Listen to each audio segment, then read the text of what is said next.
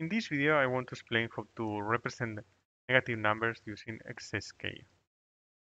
So let's imagine that we have only 4 bits for representing numbers. We have a small binary number. So with 4 bits, we only have 16 different values that we can represent. And if we are representing integers, remember that will go from 0 to 2 raised to the fourth power. Fourth is because we have 4 different digits, minus 1, which is equal to 15. So 16 different quantities from 0 to 15. I'm going to write them here in order. So we'll have 0, 1, 2, 3, 4, and so on.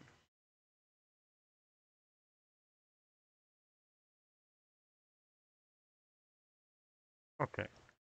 So if we want to represent negative numbers, one simple way to do it is just that to split that in half. So we will split this, and half of the numbers will be if we have 2 to the fourth power, and we divide this by 2, 2 raised to the third power. So we take the first 8 digits for negative numbers and the rest of the numbers for positive numbers. So these are the first 8 numbers,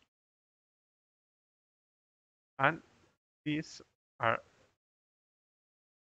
the other 8 numbers. We have 8 quantities here and 8 quantities here. So we put the 0 here. This is a convention. We can do it in different ways, but we can put a 0 here. So this will be minus 1, minus 2, minus 3, minus 4, minus 5, 8. And this will be 1, 2, 3, 4, 5, and 7. So this is a way of representing the numbers using excess K.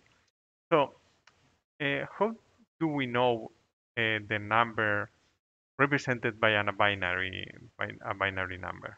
So imagine that we have here, for example, we have 1, 0, 0, 1, this number. What's the equivalent in decimal? We have excess K. So for excess K, we need to know the K. So the K is used for splitting the number. So in this case, K, we have used 2 raised to the third power. This is, you put the separation between negative and positive just before that number. This is 8, so you put the separation here before the in the eighth position, to take eighth position.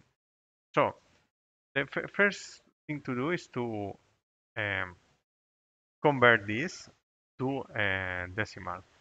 So this will be, remember, it's 1, 2, 4, and 8. This will be 9. 8 plus 1 it will be 9. So 9, if we count from here, here is the position.